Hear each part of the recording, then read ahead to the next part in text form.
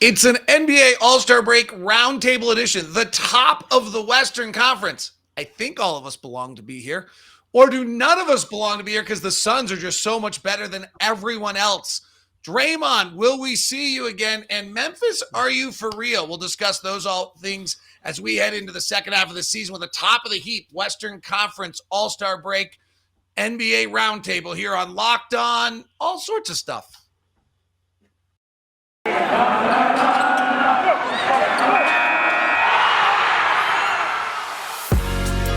You are Locked On NBA, your daily NBA podcast. Part of the Locked On Podcast Network, your team every day. It is not Locked On NBA, but I would strongly suggest that for your second listen of the day. I super appreciate you making Locked On Jazz the first listen, if that's what you just did. Or if you did Locked On Grizzlies with the great Sean Coleman. We appreciate that. Brendon Kleen of Locked On Suns. And Cyrus with too many vowels in his last name of Locked On Warriors. Like, what were they doing? Playing Scrabble, and they ran out, went into labor, and they chose the leftover letters as your last name. What were they doing? I haven't talked to my dad in 30 years because of that. So no, I'm just kidding. But no, I don't know what he was doing. I don't know what he was thinking. Pleasure to be on the program, though. All right, we've got a bunch of things we're going to run through the top of the West. If you look at the BetOnline lines right now, the Suns are finally, I believe, for the first time all year, near the favorites to win the West. Crazy. 4.5 months later, we got there. Last time I checked, the Suns went to the NBA Finals last year, won the West, and yet I go to BetOnline, and the Suns are finally plus 175 to win the West. The Warriors are plus 190. The Jazz are plus 675, and Memphis is plus 1,200. Ooh. I have my questions. I have my questions. We'll get to those at a later time, though. So let's start actually with the fact that the Phoenix Suns are on pace to win 68 games, and yet the MVP does not include a conversation about Chris Paul or Devin Booker. The league is talking about the Brooklyn Nets and what they're going to look like. Is there a chance here, Brendon, that the Phoenix Suns are actually a dominant basketball team that's way better than everybody else in the rest of the NBA, not just the West, but in the NBA? Yeah, I think there's absolutely a case to be made. And the record is one part of that. The fact that I think they've won 18 out of 19 now after an 18-game winning streak in last calendar year. They have left no question unanswered about their performance this year, but they also have been dominant in the clutch. There's really not a part of the resume you can poke a hole in. We can talk about the MVP if you guys want to, but this is a team that is thought of, I think, in those, it's the Hawks in 2015 or it's the Raptors some of those years. It's not that. They are elite. They are historically dominant right now, and I could totally see a world where they just really storm through. It's crazy to say anything like that so far out, but they haven't given us any reason to doubt that that's within them at the very least. Then let's get to why. Why are they better than everyone else? Yeah, well, they're top three in both offense and defensive efficiency. They have two guys who we can debate which one of them should be the MVP, but the fact that they have two, I think, says enough. They are deep as heck. They're deeper than last year easily. They have had strides made by all their young players. They have three centers, where last year they only had one, and that was a big problem for them.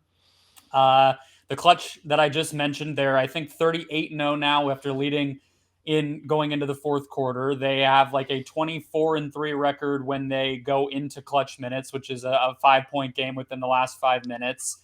They haven't struggled in really any area of basketball all season long. And if they're healthy, I think that they are going to be as tough to beat as most any team we've seen in recent NBA history outside of, maybe the Warriors a few years ago or whatever. They don't have that superstar Kevin Durant type guy, Steph Curry type guy, but they have everything else.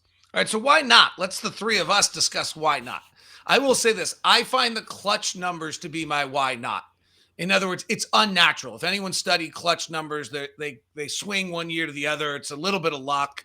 They're not great analytical numbers. They probably should.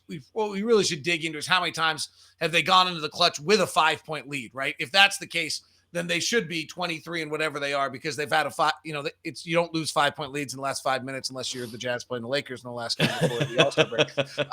But is Cyrus, why not? Why not the Phoenix Suns? I can get list a laundry list for you. For starters, I remember Christmas Day like it was yesterday, and it was only 6 weeks ago in reality when the Warriors beat them in their own house. I remember clearly the Phoenix Suns should have lost in the first round last year to the Lakers. I'm not forgetting that. I mean, if Anthony Davis doesn't go down, I don't think they win that series. So until the Suns prove that they can beat the Warriors healthy, I'm not sold. And regarding the MVP argument, a few years back, the Stephen Curry and Kevin Durant split the MVP vote. Those two were arguably the best players in the NBA. They neither won the MVP because everyone thought, well, they have each other. And I'm guessing that's why Chris Paul and Devin Booker will not win it, because they have each other. MVPs are usually given to the star of a team, not one of the two mega stars of a team. So that's my take on it. I have to jump in. The Suns did beat the Warriors when not healthy, because Devin Booker didn't finish the game and they still won once. So True. We do have to, I mean, they did it. They've done what you just asked them to do. True, but that was way early in the season. And then when they played on Christmas, which was the most recent match in Phoenix, I might add, that first one that you're referencing was also in Phoenix. The Suns were healthy, and the Warriors didn't have Wiseman. They didn't have any centers on that roster. Kevon Looney is not a natural center, and the Warriors won handily. That was not even a game. I can understand Suns fans being pissed at Warriors fans and Dub Nation in general for the relative lackadaisical attitude we have toward Phoenix, but look, I do not worry about the Suns right now. Now, if they play one more time this year, and these regular season matchups, I think, carry meaning in the sense of psychological warfare, right? Like, you want that momentum and confidence going to the postseason to remind that other team, hey, look, we beat you. And there's another thing, too. Stephen Curry does not lose to Chris Paul. The last time he lost to Chris Paul in a meaningful game was 2014. That was 8 years ago. So until Chris Paul proves to me that he can beat Stephen Curry, I'm not worried, my friend. I'm sorry. I have to give it to Sean, because what the Suns do is they lose to Ja Morant. So you actually, I feel like, have a pretty high hill to sit on here, man. We'll see. We'll see. And, I don't know how much you can actually put it on this, but something that, I think, I'll be honest with you, I think the Suns are the most complete team in the West. I think the Warriors and the Suns are on their own tier. The Grizzlies a bit above the Jazz in terms of where I rank the teams right now. The thing that I think is a fair question, the health of Chris Paul. The last two times that he made it as far as he did in the playoffs, with Houston in the Western Conference Finals and with the Suns last year to the finals, he was not 100% healthy. If he can stay 100% healthy, I think the Suns are very, very good odds. As a matter of fact, I can make an argument that they're the favorite. But can he stay healthy? I know last year you had the condensed schedule. This year, a bit more spacing, regular season. But can he stay healthy when it comes to the playoffs? And if he does go down, are the Suns going to be able to find what they need to find? They did last year with DeAndre Ayton stepping up. But the big key for the Suns, in my opinion, can Chris Paul stay healthy and effective throughout a full playoffs? If they can, I wouldn't be surprised if the Suns are there again. I like to give a lot of credibility to teams that are like in the top three in both offense and defense as they head into the playoffs, because it's what I did last year to the Utah Jazz. Well, David, you bring up a great point, because, look, the Warriors, their championship pedigree right now is unmatched, right? This is a team that their star players went through a 5-year run. The 5-year run, they know how to play the long game. This is what I'm reaching on Locked On Warriors, is that a lot of Dub Nation's freaking out right now. They've lost 4 or 5. I keep reminding them, look, the Warriors are still 42-17. But the Warriors are not concerned with the regular season, and your Utah Jazz are evidence of that. A young team, to me, the regular season does matter too, right? Like, because you're kind of building your identity, you're gaining experience.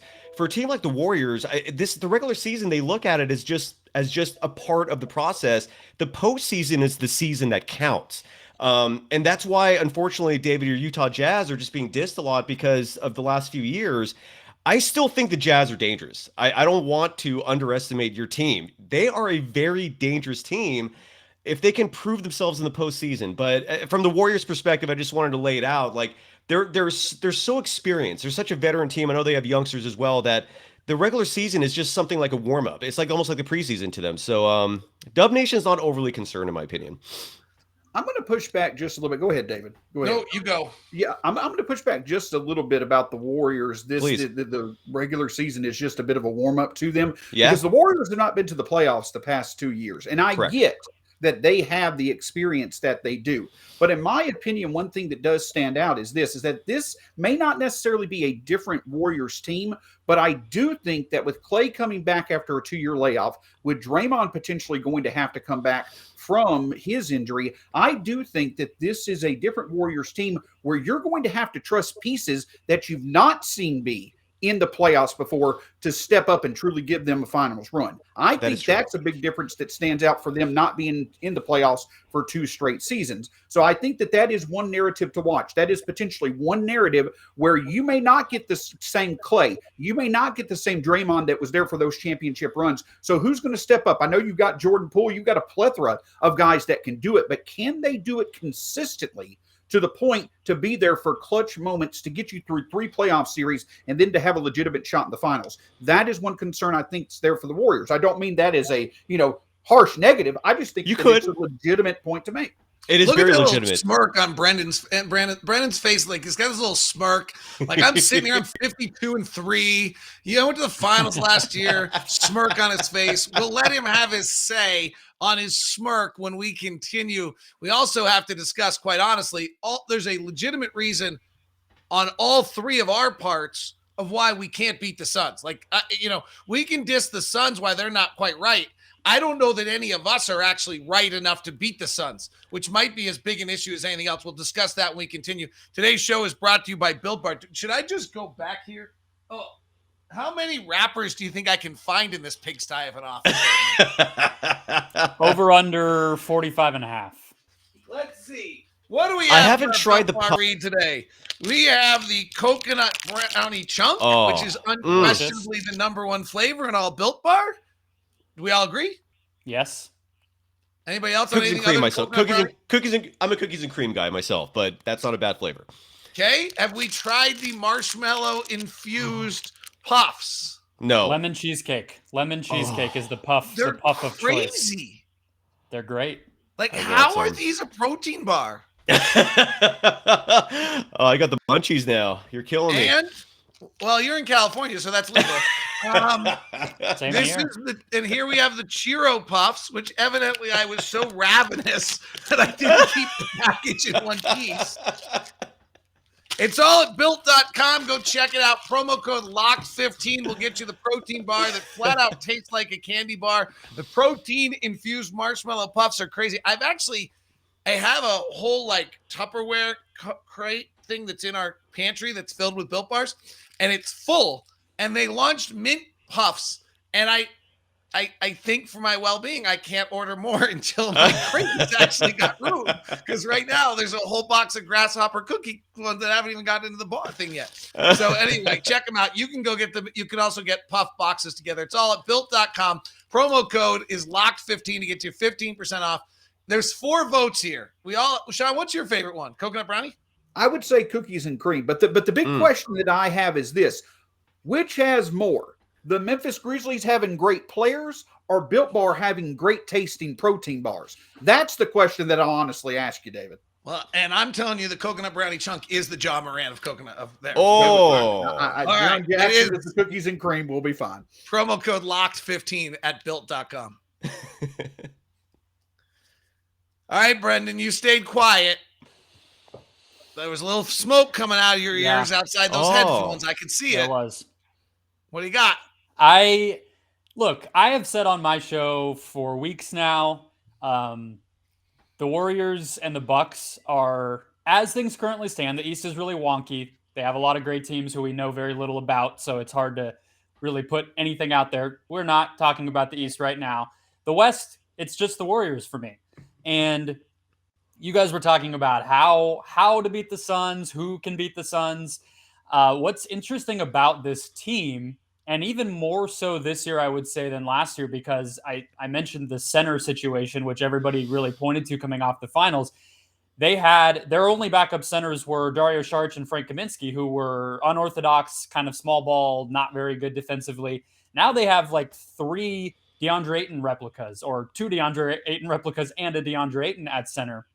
So their identity is even more this way this year, which is they are built to play the way that most teams in the modern NBA play. They're built to defend and execute the pick and roll on both ends of the floor. They're going to rotate you to death. They will play the pass. Anyone who watched the TNT game on Tuesday this week against the Clippers will remember they just snuffed out the Clippers offense. You didn't have the talent to go get a bucket against them. They're going to stop you. And on offense, they're going to be able to generate a good shot just about every time, unless you play a style that is not those things. And so that's why the Warriors and Milwaukee both, I think, have a real the Suns have a real problem on their hands, because when they play those teams, things slow down. They aren't able to get into what makes them comfortable, and they have to go mano a mano, and that has not worked for them. It did not work for them in the finals.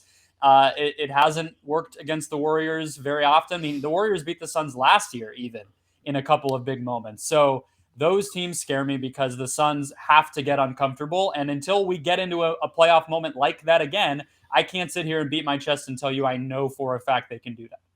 So you mentioned a team, a small market team in the NBA where the city starts with the letter M, but you wouldn't face them until the NBA Finals. There's another small market team that starts with the letter M that you may have to face before that. And Brandon, let me ask you a quick question. I don't put too much emphasis on one game, but what happened the last time the Memphis Grizzlies came to Phoenix? The backcourt of Ja Morant and Desmond Bane faced the mythical backcourt of Chris Paul and Devin Booker. What happens if what happened on December 27th were to happen in game 1 or game 2 of the Western Conference second round? I would hope what would happen is the refs would get the call on the last play of the game and Ja Morant's layup wouldn't count. That would be my so we're going to hope. We should get better officials. We're not going to blame it on your top 3 defense letting that combination score 63 combined points and clearly being the best backcourt on the court.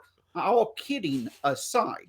But the point that I'll say is this, is that I completely understand. And David, I've talked about this before on Locked On Grizzlies. Where do the Grizzlies stand when it comes to them being a contender? One of the things that stands out to me is that I wouldn't put them on the same level of the Warriors or the Suns right now. But I will say this, all it takes is one game.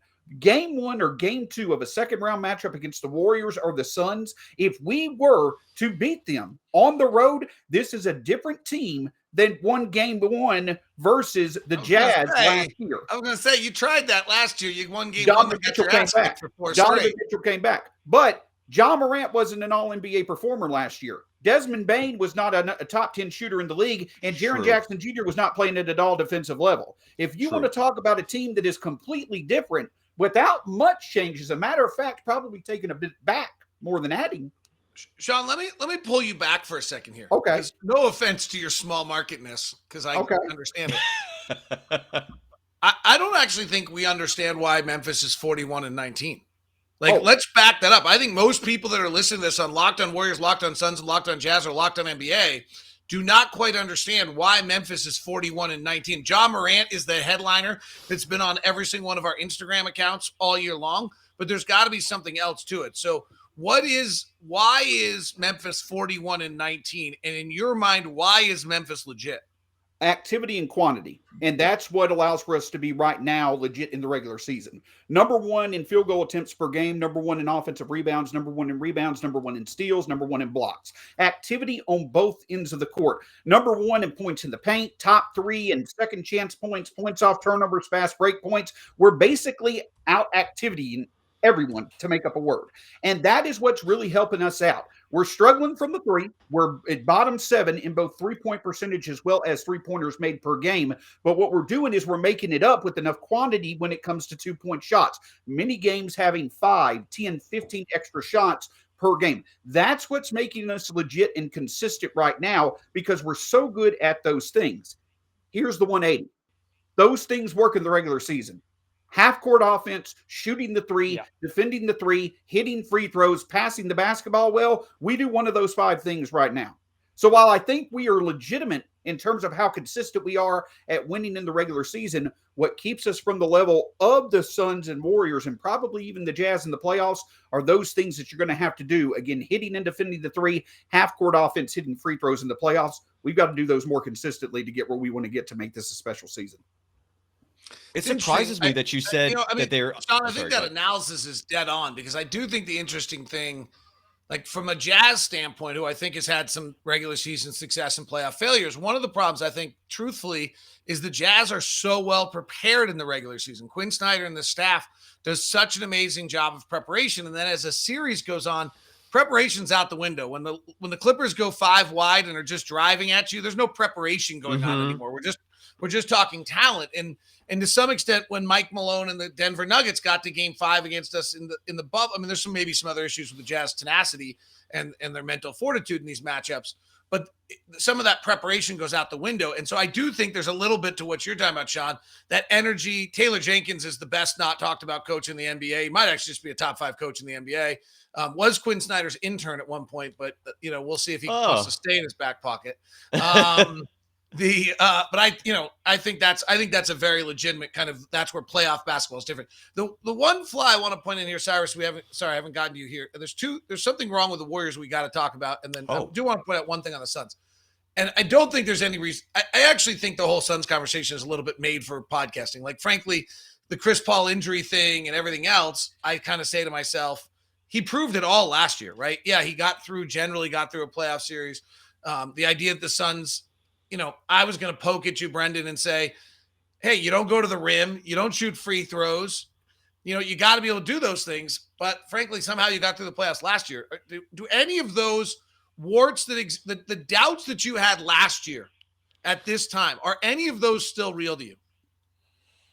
Well, the Chris Paul thing, we're talking as he has a cast on his hand right now for All-Star Weekend. So I can't exactly make any case against that. He also had surgery right after the finals last year on his hand also.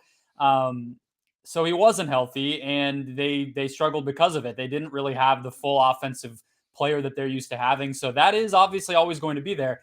The thing, it's what happens when they need to create an amazing shot and the defense is either, like we saw with Milwaukee, allowing Booker to get what he wants and basically saying, you might be able to make as many mid-range shots as you want, but that's not going to beat us. If somebody does that again, or if things just get really tight and a defense is switching everything and somebody just has to go out there and get a great shot, can they do that? They don't have the talent at those in that particular role, I guess, the superstar level role that some other teams that they're going to face are going to have. Cyrus mentioned Anthony Davis and LeBron James on the Lakers. I would probably agree. Last year's team, if AD's healthy, they have that, and the Suns did not have that, and they might have won that series. So if the Suns get the wrong side of that stick, the Nets or the Sixers or one of these teams, the Warriors, that can do that, I think that they would have a little bit to answer for. All right, there's a big, huge, fat elephant in the room in Oakland, or actually in San Francisco now because they abandoned Yes. Oakland. And we're going to discuss it when we continue. We mentioned it earlier, betonline.net is your home for all of your betting odds. In the Eastern Conference, Milwaukee is plus 275, Brooklyn's plus 300, Philadelphia's plus 325, Miami's plus 550, and the Celtics, despite the fact they're on fire, is plus 1,000. Suns, as we said, plus 175, Warriors plus 190, Jazz plus 675, and Memphis plus 1,200. You're telling me there's a 2 times better chance that the Jazz are going to win the West than Memphis? I've got to admit, I find that hard to fathom. To win the NBA championship, though, we never talked about that. Suns have the best odds at plus 425. Warriors have it at plus 450. Then the Nets, Bucks, 76ers, Heat, Jazz, Celtics, Bulls, Lakers, and then the Grizzlies. That's all at betonline.net, where the game starts. Again, I have questions. Let me start the segment. Sean's just sour again. Cyrus, and then we're going to discuss here because here's the scary thing. I'll say this too. All of us could lose in the first round. Very easily. Yeah. Brendon's probably like, maybe not. Depends. There's a scenario. I actually think all of us, every single one of us, could at least go to 7 in game 1, in series 1. I don't think there's any question. We could see a Western Conference Finals repeat in the first round. Right. Paul George comes back, and it's the same teams. Right. And that series did not go great for the Suns. So I'm with you. All right. So we'll talk about which of those teams scare us in a second. But I got to talk about this. the only people in the world who think it's not a big deal that your calf injury is caused by a back injury are the Golden State Warriors. Oh, don't put me in that Green, basket. Don't put me in that basket. I'm worried. Calf injury that has been caused by a back injury on an undersized center who's been beat up for his whole career. And Steph's great, Clay's great, but Draymond's that team. Like if Draymond's on that team, they're championship contender. And if Draymond's not available, they're not. So what's the story on Draymond here in the second half of the last 28 games? I froze Cyrus out of that. I just made Cyrus just froze. He just got so scared of the idea of Draymond getting hurt that he didn't even have an answer. Oh no, internet can. Well, I mean, out of my back. We understand like big market San Francisco. You don't have much tech.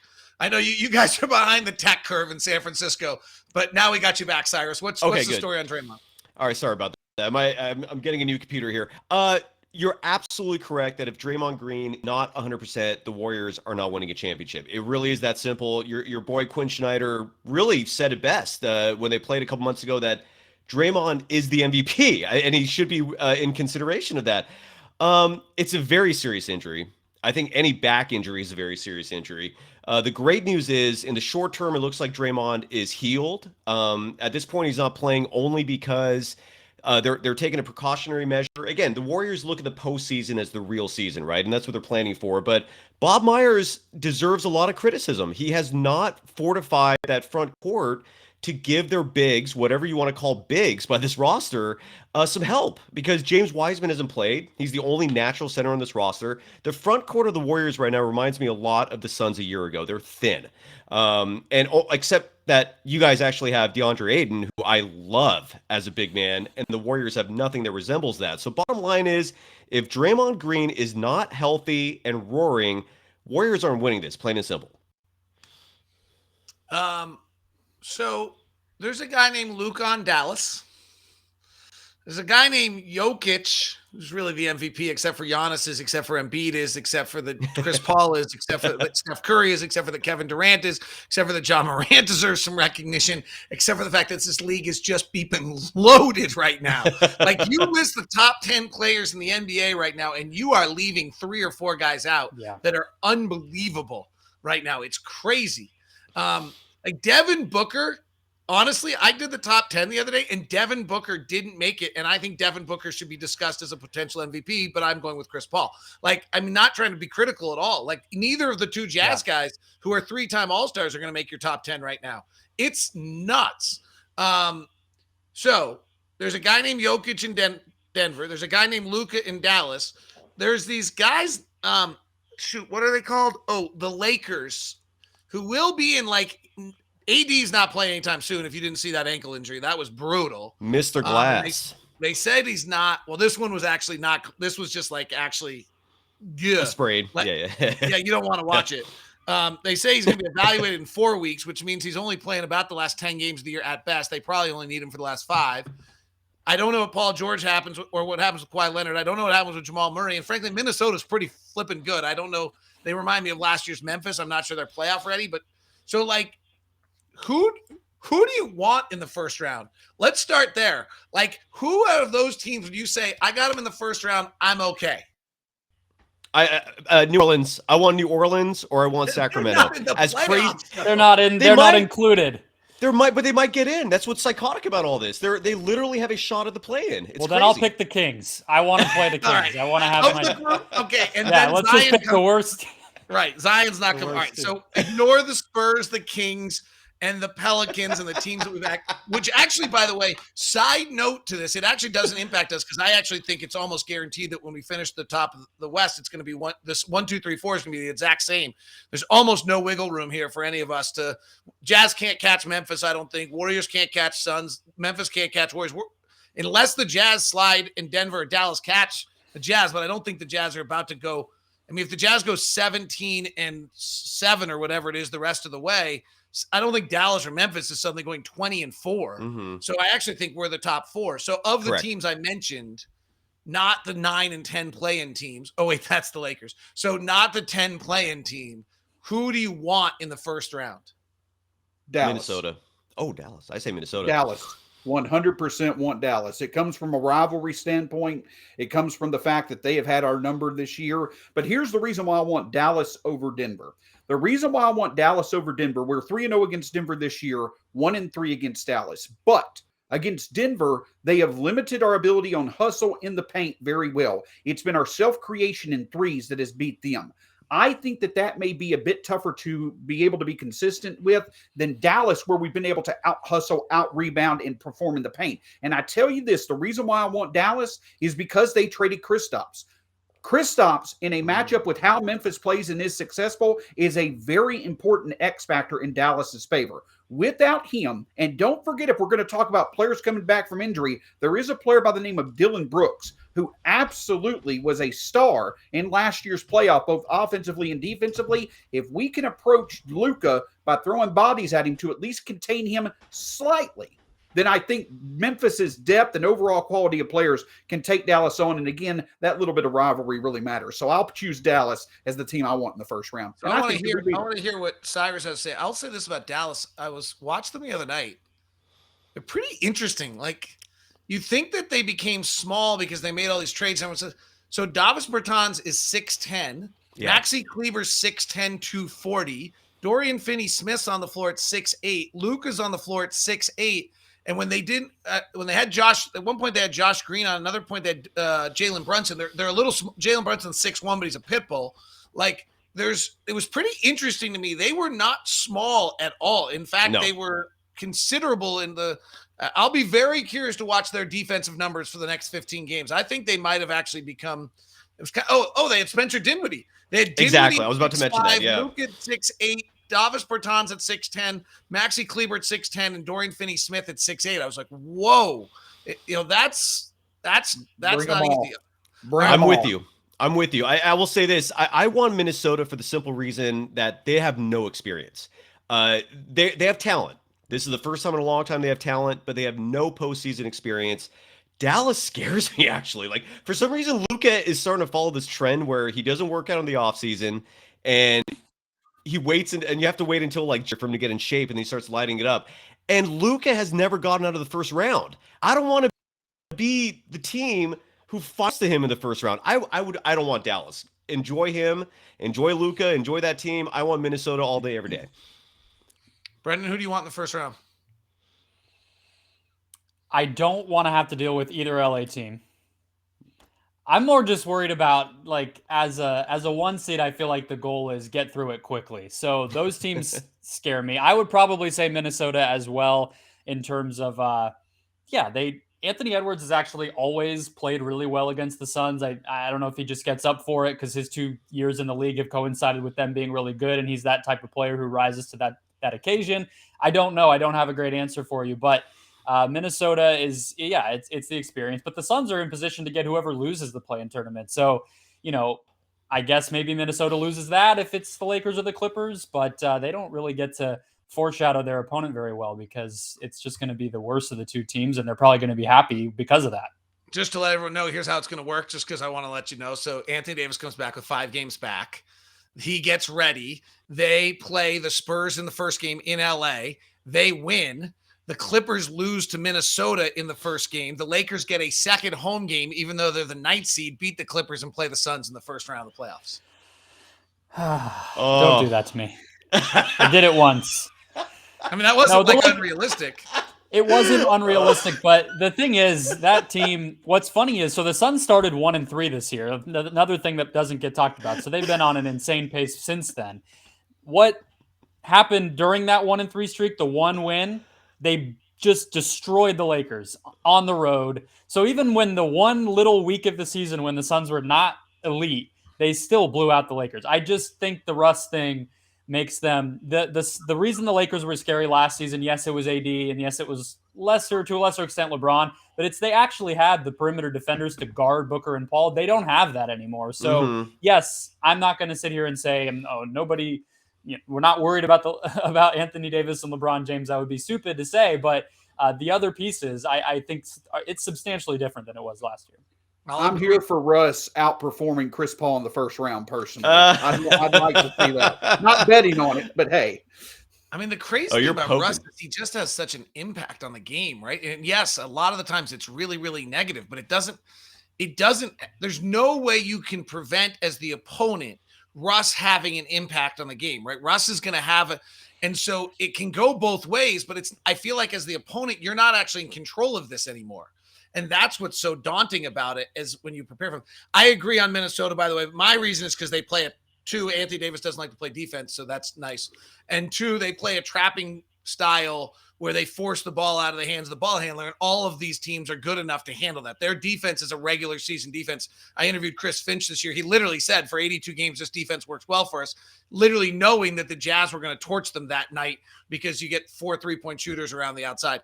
Dallas and Denver are who the Jazz are going to play, though. Jazz are going to play either Dallas or Denver, and Jokic has figured out Gobert, and I mean, I think I'd rather play Dallas. I think I'd rather play Dallas than Denver only because Jokic has totally figured out Gobert. By the way, I don't think they can come back and be good, but if Jamal Murray comes back and Michael Porter Jr. comes back, that's maybe the best team in the West other than Phoenix. And frankly, I still would argue the Clippers have the best roster in all of the Western Conference. When healthy. Yeah. Yeah, assuming that roster Lawrence Frank has put together is the best roster. I have to remember that Serge Ibaka is not a part of it because I always had this like fantasy of what Serge Ibaka was going to be for them. He obviously never was.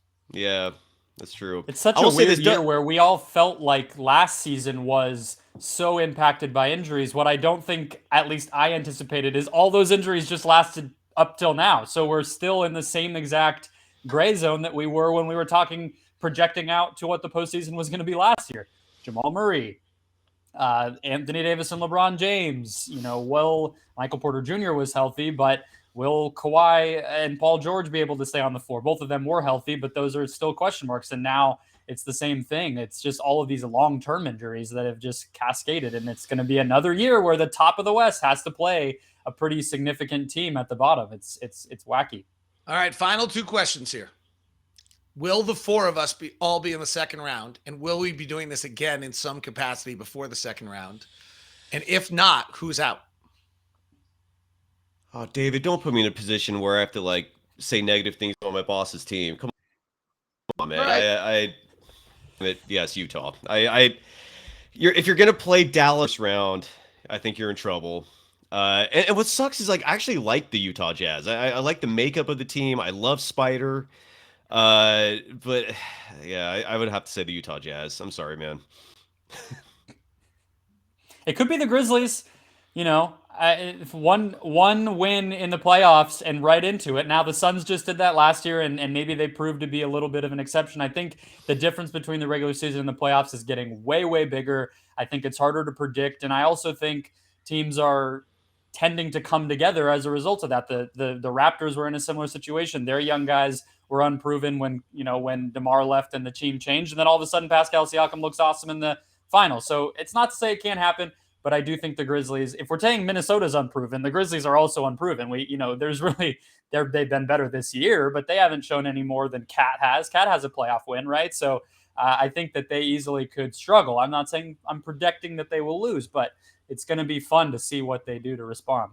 Now, let's see here. So the Grizzlies are unproven in that the Cat has 1 playoff win and Ja Morant has 1 playoff win. Let's break this down a bit here, Brandon. So when it comes to Ja Morant and Desmond Bane, that right there is a top 7 or 8 backcourt in the NBA. You have Jaren Jackson Jr., who is a top 5 defender for much of the season in the NBA. It's been helped by an amazing January, but then you get Dylan Brooks back. Now, I want for you to look at the 6 potential playoff teams that are going to be in there in the Western Conference and in the Eastern Conference. Name me a team that has a duo of Ja and Bane leading their backcourt, which, by the way, is the common denominator between all 4 of us. The 4 teams in the West are fueled on offense by very, very good dominant backcourts. But name me other teams that have a duo of Dylan Brooks on the perimeter and Jaren Jackson Jr. in the post to lead their defense. I know that we're unproven, but we've got a lot of pieces to work with. We may not be on your level, but I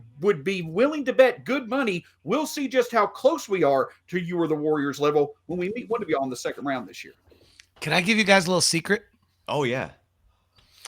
Donovan Mitchell scored 25, 29, 30, and 30 in 4 games against Dylan Brooks last year in the playoffs. Just interesting. Don't tell anyone. Interesting. Gotcha. Also, defensive tandems. I mean, Bridges and Ayton, I would take over Bane and Jaren Jackson. I'll take Bridges. I have to throw that in there. I'll take Bridges and Sean Coleman over anyone in the NBA, frankly.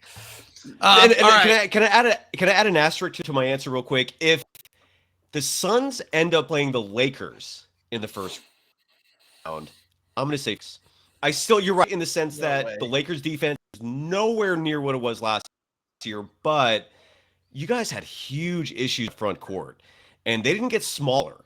So if the Lakers are that 8th seed, I could see them beating the Suns in the first round. But otherwise, yeah, sorry, David. I asked Frank Vogel yesterday or 2 days ago what he has to do to get back to defense. He basically said, I need a new roster. So I don't think that's going to happen. Here, if anyone wants a hot take to end, I'll leave with a hot take. I actually think Phoenix could be the only team in the Western. I would not be surprised at all if Phoenix is the only team in the Western Conference Finals. I wouldn't be surprised at all if the Dallas, Denver, Clippers, Lakers, or got to the Western Conference Finals to face Phoenix. It would not surprise me. If the Clippers got healthy, if Denver adds one of these guys, I don't think there's a big difference between those 3 teams and our 3 teams. I really don't think there's a big difference between 2 and I guess that's 7 in the NBA. Is that 2 and 7? Yeah, maybe. Frankly, I've never seen this much parity in the NBA. It's a long time since we've had a top to bottom evenly distributed. It's fascinating because you're right. It's the West is a little more top heavy, but the East, I mean, anyone can come out of there from 1 through 6. Right. It's fascinating. It's entertaining. I'm excited. I'll let everyone have a final say. Deep thought on that one. Had Durant not been able to do the salary cap avoidance because of the spike, this actually would have been going on for like 8 years now. If you actually look back at it and imagine Durant stays in Oklahoma City instead, you actually would have this parity now for about 6, 7, 8 years in the NBA. It would actually, this is what they wanted when they built the collective bargaining agreement, and it actually worked.